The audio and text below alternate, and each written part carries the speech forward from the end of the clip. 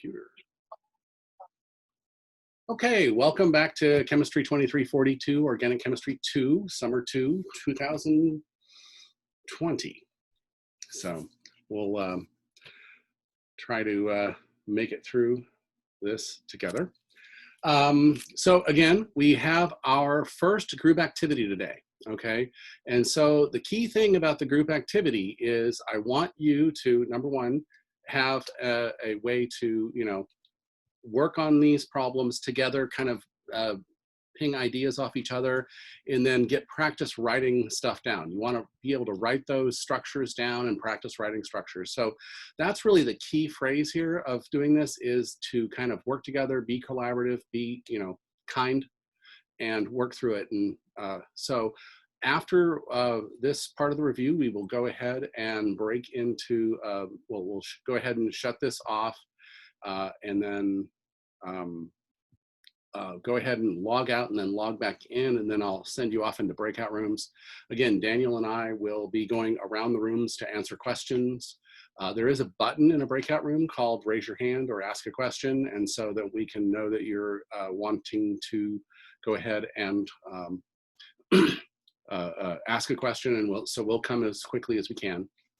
It rarely takes more than a minute or two to come on doing that.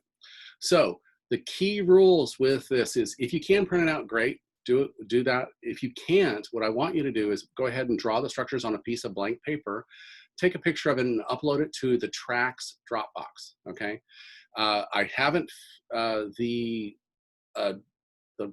assignment feature in Canvas is not that good, so I want you to put it in the the Tracks Dropbox. So I've opened up the Dropbox feature on Tracks. You should each be able to go in and log into your own box and put your files in there and upload it.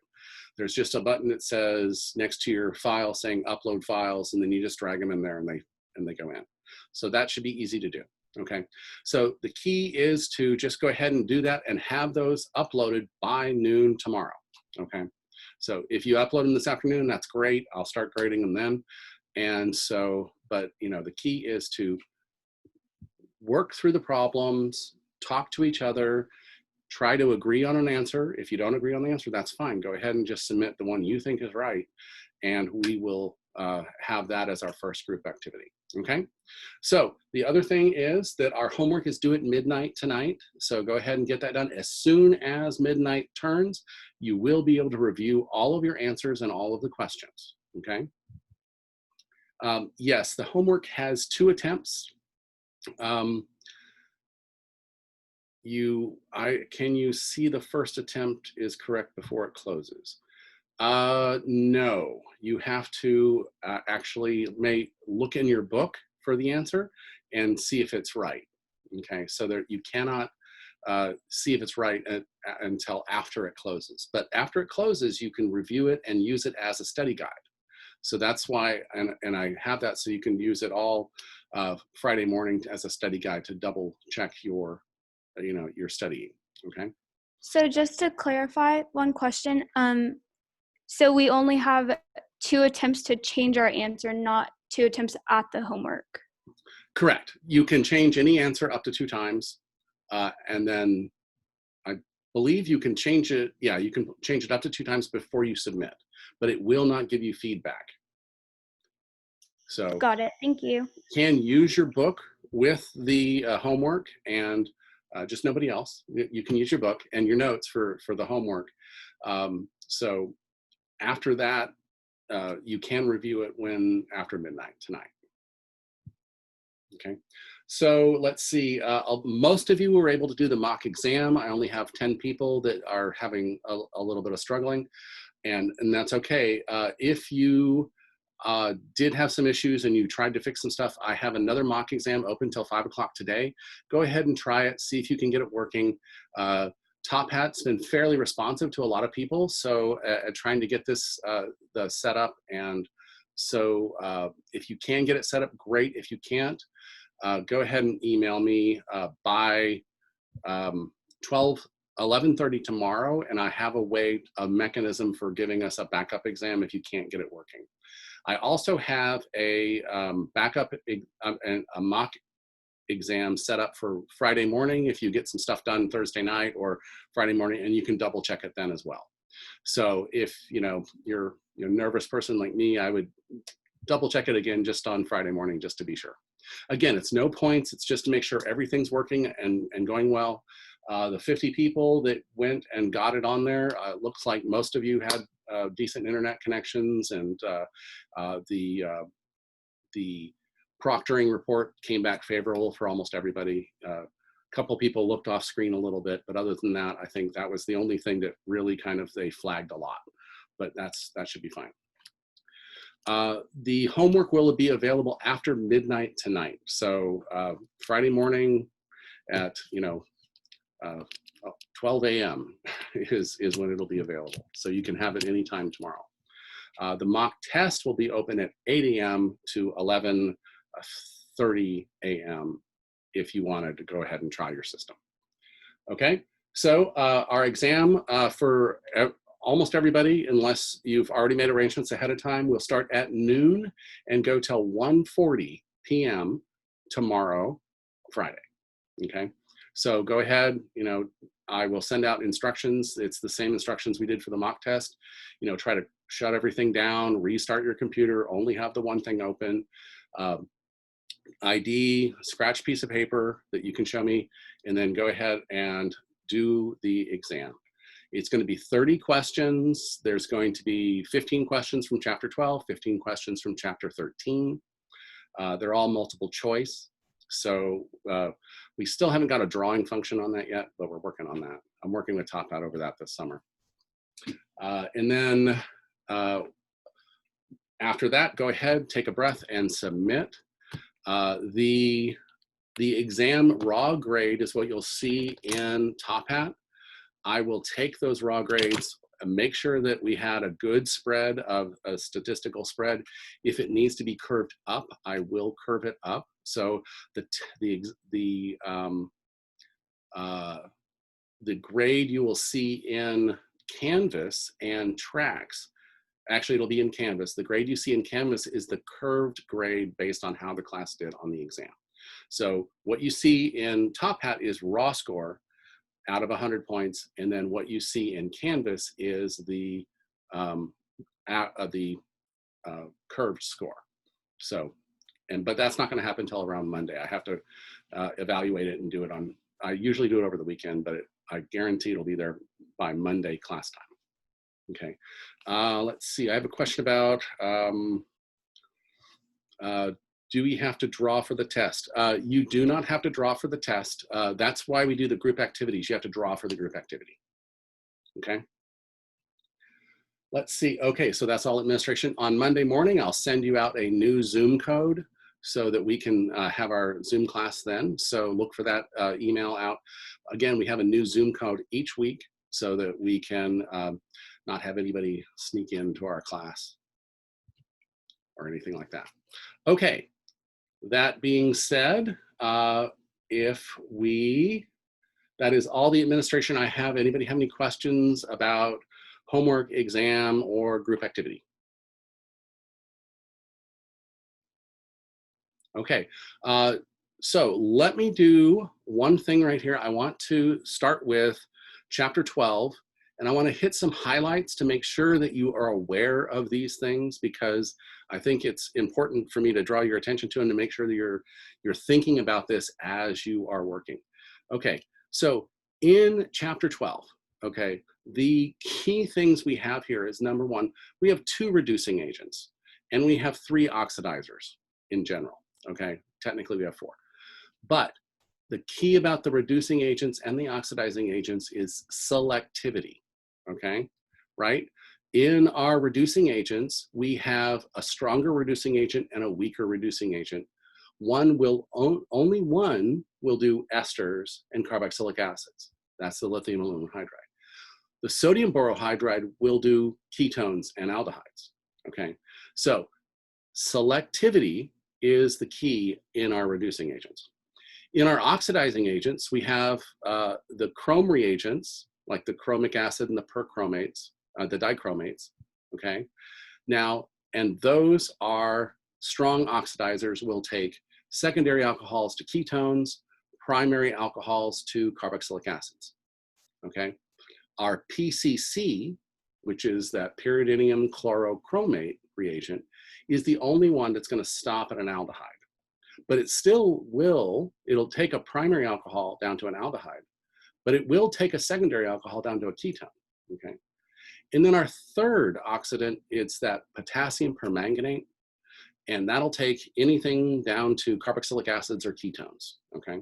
So, and remember, it uses base, and so sometimes you want that to have base in it to help pull those materials in, okay?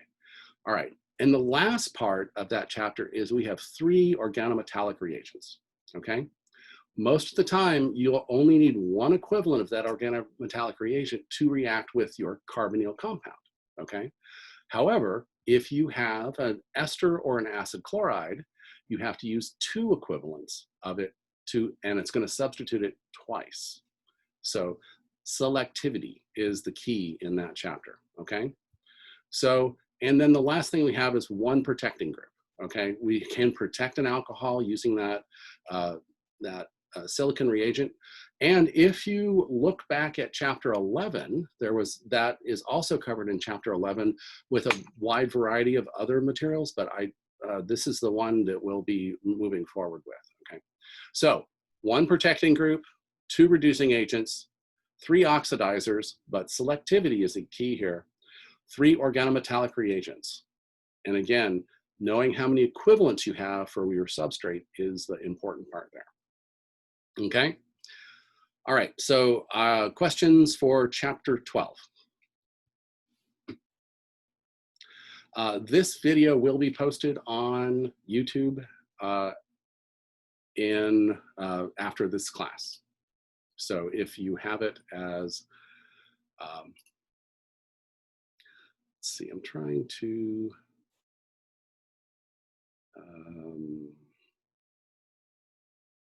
go to gallery view. There we go. Okay, so that will be on YouTube. Okay. All right, so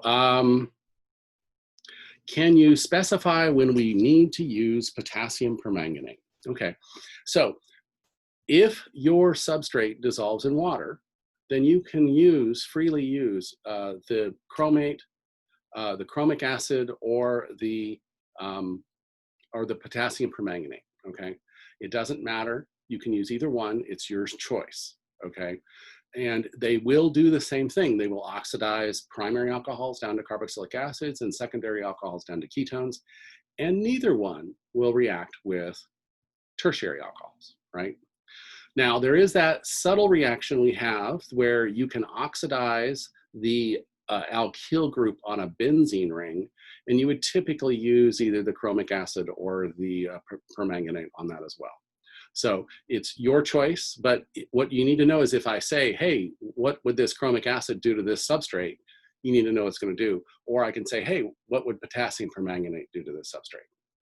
You have to look at what kind of alcohol it is, figure out what kind of reaction it is, and then what the product will be. Okay, does that answer your question?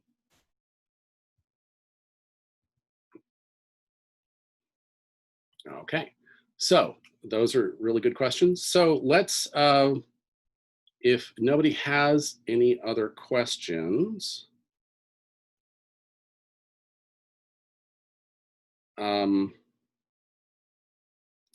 I want to also review the calculation for oxidation state, okay?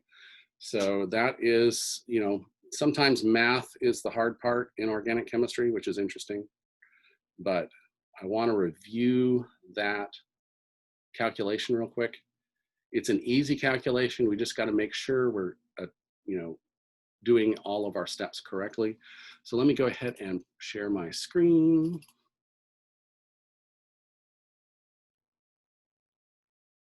Okay, so remember, when we are calculating oxidation states, if you have an atom that is more electronegative than carbon, so you think of anything to the right of it on the periodic table, you have to add +1 to its oxidation state. Anything that's less electronegative, and that includes hydrogen, hydrogen, lithium, and magnesium, you have to subtract one. But carbon doesn't count because that's a nonpolar bond. That's just carbon-carbon bonds are what we want to go. So that when we do this and we look at this oxidation state of formic acid here, we have to count each bond, not just each atom, each bond. So if we look at this here, we have one bond to hydrogen, so we get a -1 for that. We have one bond to an oxygen here, we get a +1 for that. And we have two bonds to the carbonyl oxygen here. So we have to say +2 for that, okay? So that gives us a net oxidation state of +2, okay? So the key here is that if it's more electronegative, you have it +1 in the oxidation state, but it's each bond. So make sure you keep track of that, okay? Questions on that? Okay, I have, let's see, pull you up over here. Okay, so that was the one thing I wanted to draw your attention to on part 12, part 1. And again, on part 12, part 2, we want to look at our selectivity of which reagent is going to do which thing, okay? So all primary alcohols can be oxidized down to these carboxylic acids using all of these oxidants. However, if you want to stop at the aldehyde, you must use PCC, okay? So that is the key part of this. Notice that PCC will oxidize secondary alcohols to ketones, okay? So it only works in primary alcohols to stop at the aldehyde, okay? So that is, you know, a subtlety, but I wanted to draw your attention to it while we were here in our review, okay? All right, so in our part 3 here, our organometallic reagents, you know, for the most part, you can use any of these. If you see any of these organometallic reagents, you know it's going to attack that carbonyl, or it's going to take an acidic hydrogen off something first, okay? So all of these are going to react with most of the substrates we'll see in this chapter. So you can almost think of them as equivalent. All you're doing is, whatever the R group is that's your new carbon-carbon bond to that carbonyl carbon, okay? So don't get too caught up in, oh, well, it's magnesium, that means it's going to react differently. No, it's an organometallic reagent. It's going to act as a nucleophile. It's going to create a new sigma bond on that carbonyl carbon, okay? So it's a very generalized reaction. However, we can do it a bunch of different ways, okay? So let's see. So I did send out an email for those of you who may not have played with epoxies before. It's the video from my chapter 11 there. It's talking about this ring opening reaction with epoxies. And so when you can see it, when you see it, if you didn't get exposed to it, go ahead and just review that video, because I think this is a really good reaction of organometallic right here.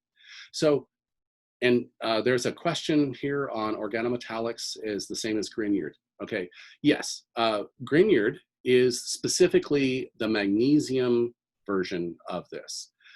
It's just the organolithium or the organocopper, but the Grignard actually has a name because the man who did this, who's a French chemist, actually won the Nobel Prize for it in 1917. So it's actually named for him. So they are all organometallic reagents, but Grignard is the one with magnesium. Okay. Will we have any NMR IR spectroscopy on the test? I would count on it. So let's see. So yeah, so the Grignard is only the magnesium, but they are all organometallics. Okay. So, and then again, with the organometallics, selectivity is the key here, okay? We can get a primary alcohol using any of these organometallics if we use formaldehyde. If we have any other aldehyde, we will get a secondary alcohol. If we have a ketone, we will get a tertiary alcohol, okay? So, and notice in each of these, we are only adding one of those organometallic reagents, okay? If you want something more symmetrical or you want to add two organometallic reagents to it, you have to use the ester or the acid chloride, and you have to use two equivalents of it. Notice when we do that, we have two of the same group being added. In the case of this one, we added two methyl groups to our longer chain here. In this case, we added two methyl groups to it as well to make our very symmetrical T-butyl alcohol, okay? So selectivity and specificity, to get the product you want, you have to select your starting material, okay? Questions on that? Okay, I'm gonna move to, what's on number 4. Okay, so in number 4, the whole key about learning retrosynthetic analysis is to say, okay, if that's my product, where did I make the bond? Okay, so what reaction do I have at my disposal to make this happen? And we know that with this compound here, for example, if we had, for example, let me actually erase this one here. If we had a compound that looked like, let's see, what do we want? Okay, no, I want to draw the product first. Yeah. If let's say we had a compound that looked like this,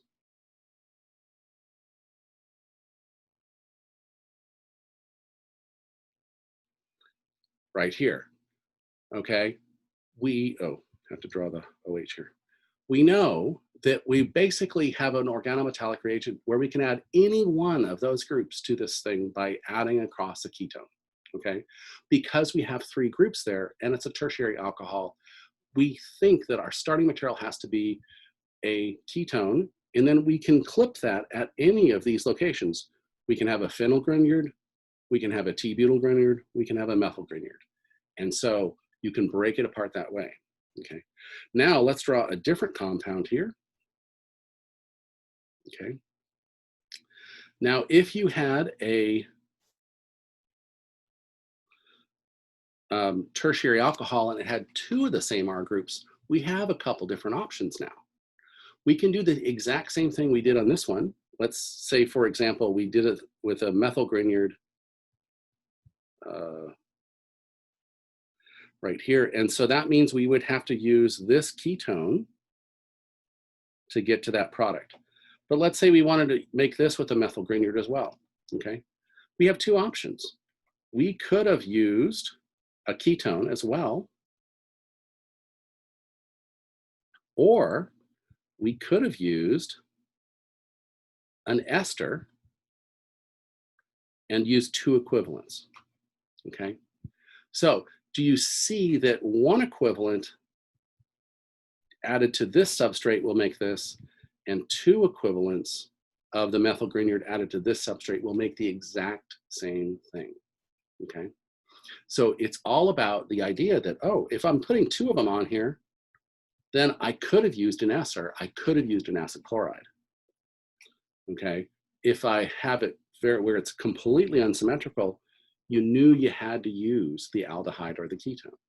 So that's an interesting thing about the retrosynthetic analysis of these particular materials. Okay, all right, questions on chapter 12? Okay, all right, I wanna go and hit my top things on chapter 13 now, okay? All right, so what I wanna talk about on the chapter 13 is, oh, no, wrong, okay. Okay, conjugation is when you have a p orbitals that can interact with other p orbitals, right? And we have a bunch of different ways we can do that. We can do it with anions, we can do it with cations, we can do it with radicals, we can do it with lone pairs, okay? Conjugation particularly is double bond, single bond, double bond, Resonance is when we can move those charges back and forth across a number of atoms, okay? So resonance is slightly different than conjugation. So know the difference between the two, and that's one of the key frames, okay? Let's see.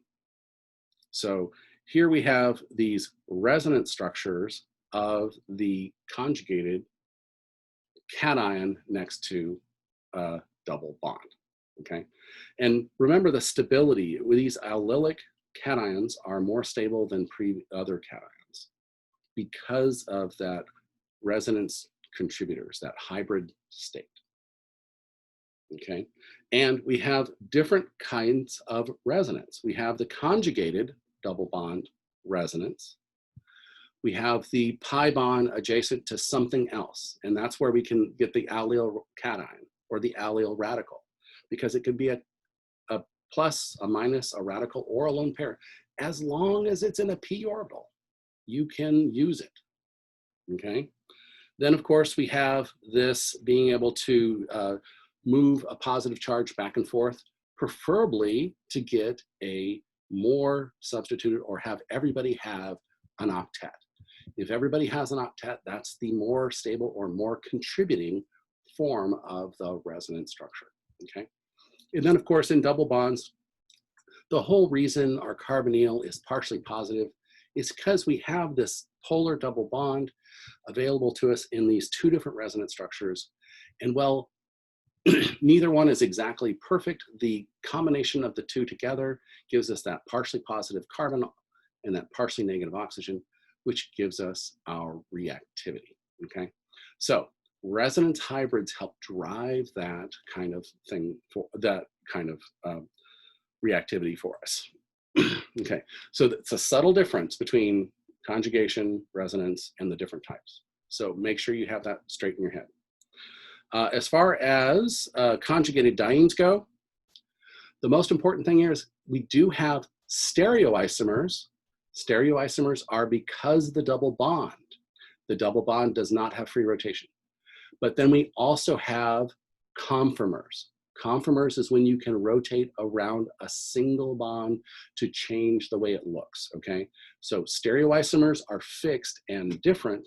Conformers are the same and have everything to do with this S-cis or S-trans configuration, that rotation around that sigma bond, okay?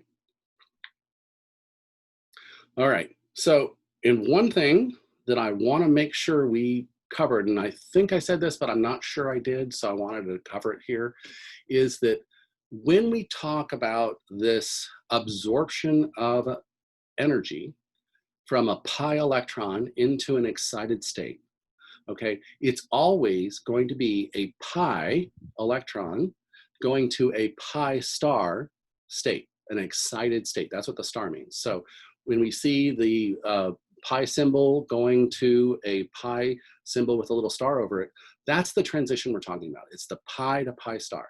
The pi, which is the occupied, where the electron actually was, and then it gets excited to where it's in its excited state, and it goes into what was a mythical orbital, a lowest unoccupied orbital. It didn't exist until that electron was excited into that state, and that's that pi star state, that excited state. So the pi to pi star is the key phrase for what we're looking for in UV-Vis.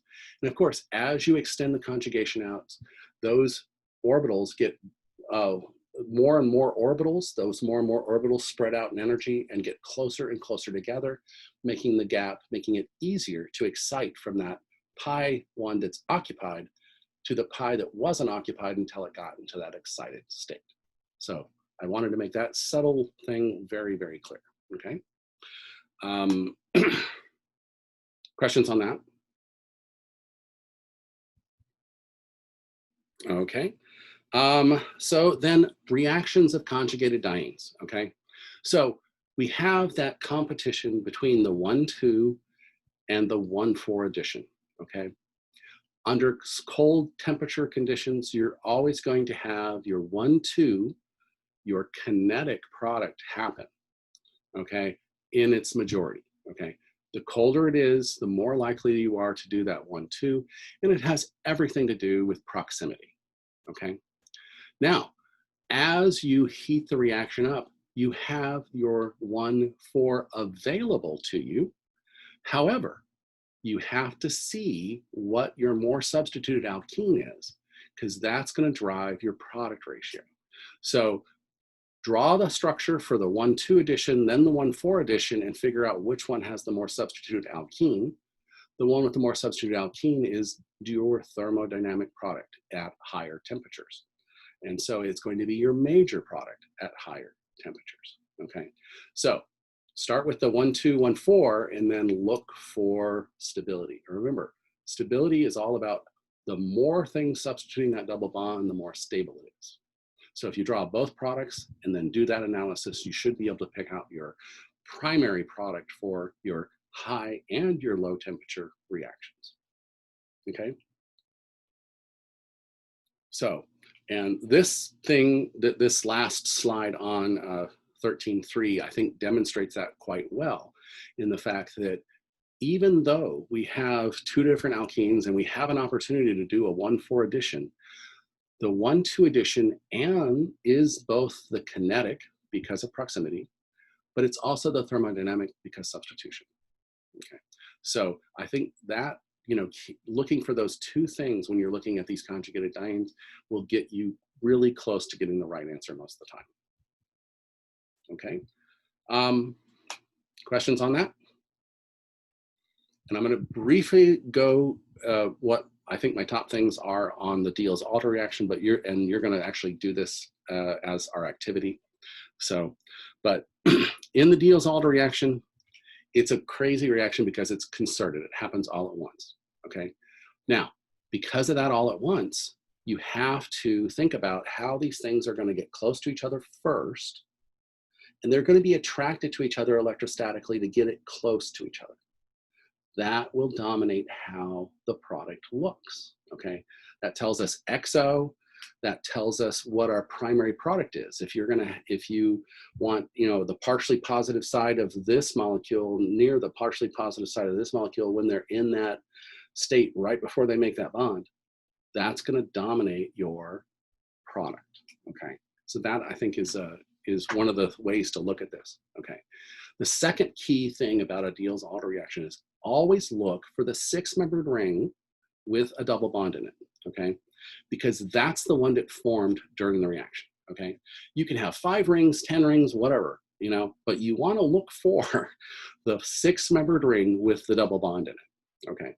If you find the 6-membered ring with the double bond in it, it could have 2 double bonds, like if they're opposite each other, like in the case of this reactant right here, okay? It could have 2 double bonds in it, but you're looking for the 6-membered ring with a double bond, okay? Once you find that 6-membered ring with the double bond, you know that your diene is the one that was attached to where the double bond is, because you created, this is where you're cutting that molecule. This was the diene side, where the double bond was. Always look for that double bond. Where that double bond was is your diene side, okay? The other side is your dienophile side. And the only way you can have that is if you had a triple bond in your dienophile, okay? So those are the first ways to attack these problems. Now, when you're talking about your products, that's where you have to start thinking about that alignment of where the groups might be. You want your electropositive and electronegative sides to start lining up first. And then as soon as they're in that orientation, they'll lock together in that concerted reaction. Excuse me.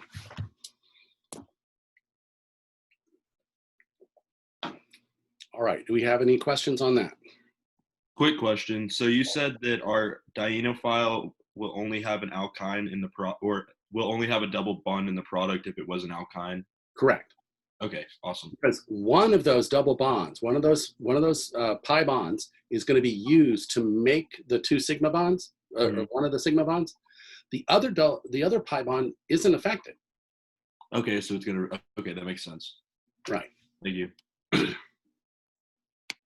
Okay, and this kind of orientation pattern here is going to help you determine endo and exo.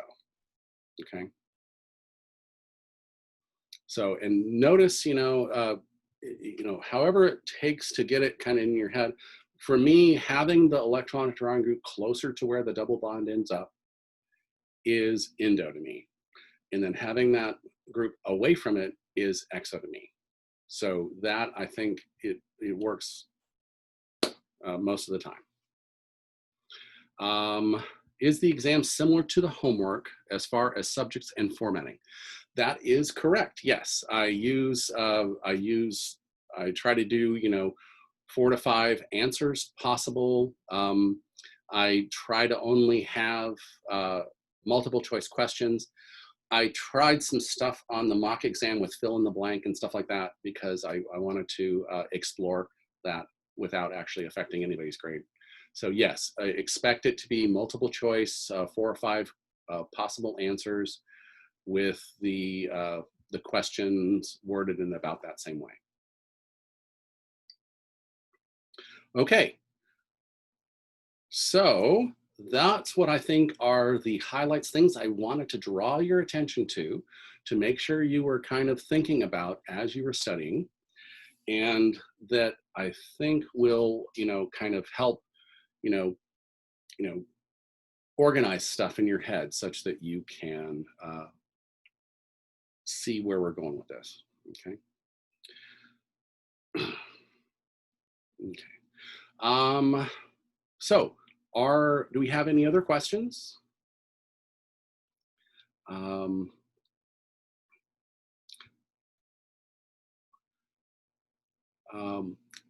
What extra reagents in the homework? I don't remember there being extra reagents in the homework. Oh, yeah. The one thing that might show up is actually a throwback to chapter 11. Okay. There's a key thing in there when we do Grignard reactions, and I think this showed up in our homework, is that, actually, let's not do that. All right. Actually, thank you for reminding me. I forgot about that. Okay. This is in chapter 11, and it's used a lot. I use this a lot because it helps me do a multi-step synthesis, okay? Need to remember that when we have our alcohols, okay, and we want to use them in a Grignard reaction, we have to convert them to an alkyl halide first, okay? And we have a couple different, when we do that, we can do it with PBr3 or SOCl2. And when we use that, we'll create an alkyl bromide with that reagent, or an alkyl chloride with this reagent, okay? And then in our multi-step synthesis, we'll add magnesium and ether, magnesium metal and ether, and that'll create our Grignards for it. MgBr or MgCl. Okay, is that the reagents you were talking about when in the homework that we didn't cover in that chapter? Yes, okay. So this is actually a throwback to chapter 11, where we converted alcohols to halides, okay? So you might have to thank you for reminding me about that. This is very commonly used in all of our multi-step reactions. You start with an alcohol, you convert it to an alkyl halide, you react it with an aldehyde or ketone to create a different, more complex alcohol. So, but yes, you do need to review those reagents for that kind of reaction.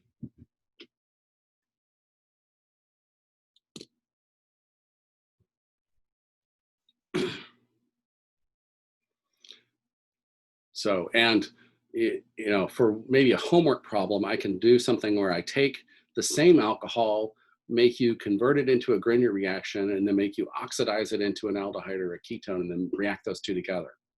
And so that would be something we could, maybe I can use that as a group activity where we just make the same reagent go around and do a whole bunch of different things. Let's see. For the group activity, can we request to be placed grouped with certain people? Because our class is so large, I'm going to do a random grouping on the first one. And if I figure out how to do a non-random grouping, then we can try to do that on the second one. But today's will be random. Okay.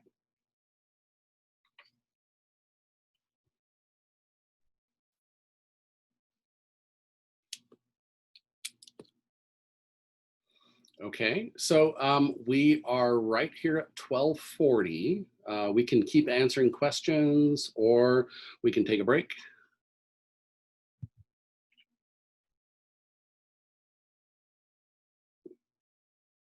Okay. How did I do that? Oh, okay. I somehow annotated my own screen there. Okay. There we go. Could you possibly do like one more example of the Diels-Alder reaction? I'm just kind of confused on like the orientation, getting it flipped around. Okay. Yeah, let me do that. Thank you. Okay. I'll show you actually one of my favorites that I really like doing this one because for a lot of my graduate work, I worked with this compound a lot. And this is just thiophene, okay? But just based on that, is this our dienophile or our diene? Okay. Dienophile. Yeah. Okay. It's a diene. It's our diene, okay? Now, the cool thing is that this right here, the sulfur, that's electron rich, right? It has lone pairs on it. So it's actually an activator for this diene, okay? So, and let's use this as our dienophile, okay? Cyano groups are like carbonyl groups in the fact that they are electron withdrawing, okay? So, and you can put 1, 2, 3, or 4 on here. I'm going to take one of those off so we can show orientation, okay? So now we have our two components. We have our diene and we have our dienophile here. So let's redraw them so that they're starting to get in close proximity to each other so we can see how they're going to stack together, okay? So what I'm going to do is I'm going to redraw the thiophene in a perspective here, where I'm going to do it where, let's see, the double bonds here, this is going to be over here, this is going to be over here, and then we have the sulfur sticking up here, that, okay. Okay, so do you see how it's kind of on edge, and so it's kind of like in the plane, like that? Okay, so we have a couple ways of having our dienophile come in and interact, okay? So in this case here, we could have our dienophile come in and interact where the CN is over here, right? And if it did that, it would create, and we have a hydrogen here, and a hydrogen here, and a hydrogen here. Okay, if we had that come in and interact this way, okay, when we created our new bonds, which would be here and here, okay, that cyano group would be farthest away from where we generated our double bond here. Remember, these are coming out here, and those are coming out there. Okay, so what product is this? If we reacted the thiophene with this cyano, vinyl cyano group here, what product would this structure draw? Okay, so the end product, of course, is going to be this with a cyano group here, and our sulfur is going to be above and below the plane, or above the plane. So this is what the final product would look like. And if I drew that with a perspective, I would draw it this way.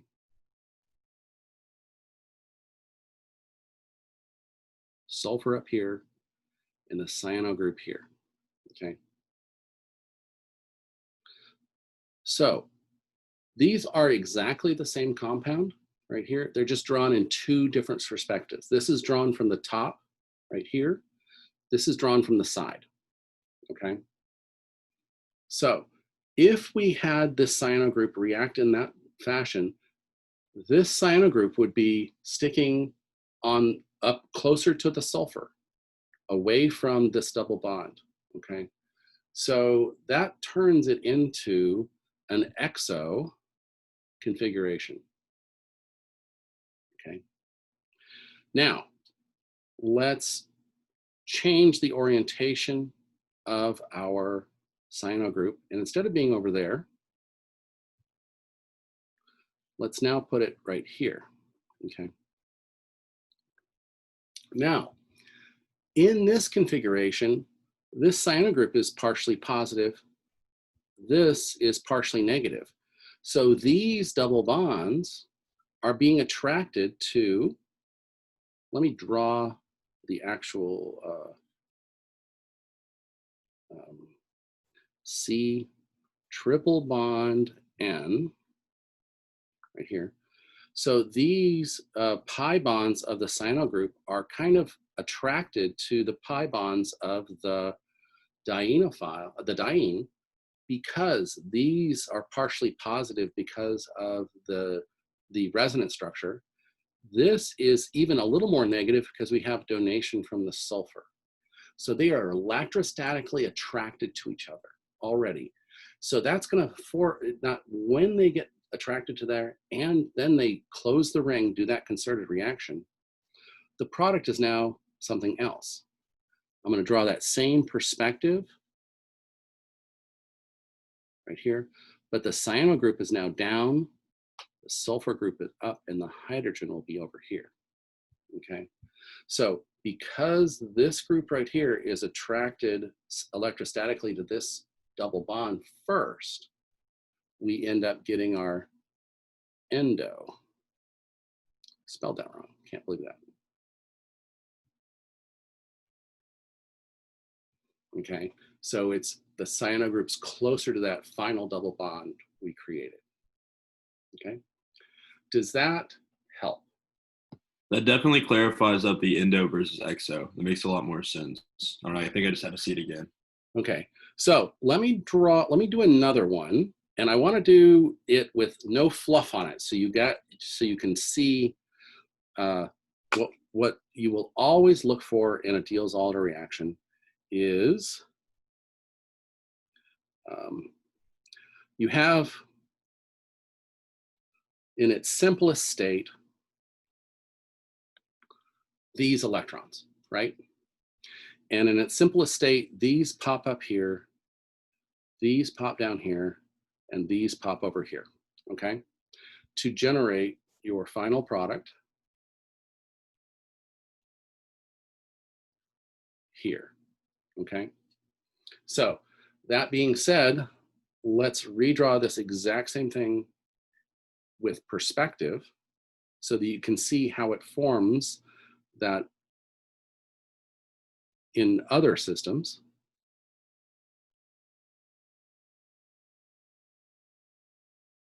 Right here. So when the electrons move, and I'm going to say, you know, these electrons are going to pop out here and create a new double bond, a new sigma bond. These are going to pop over here and create our double bond, and these are going to pop over here and create our new thing.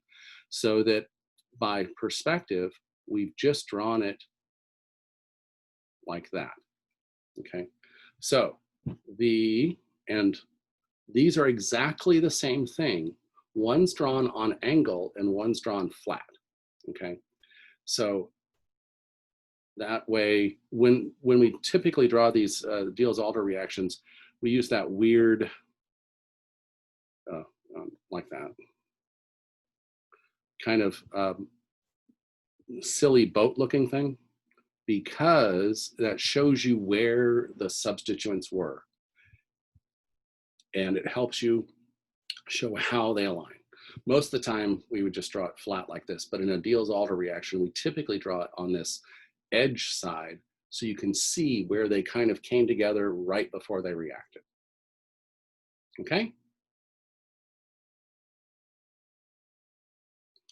And then, you know, you can practice. In fact, you'll get to practice this. We're going to put stuff over here, and we're going to put stuff over here, and we're going to put stuff over here, and stuff over here, stuff over here, and stuff over here.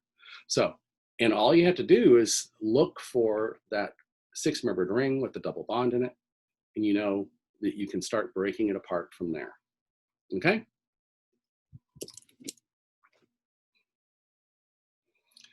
Okay, we're right at 12:50, so that's perfect time to stop. If I'm gonna go ahead and stop sharing, and I'm gonna stop recording.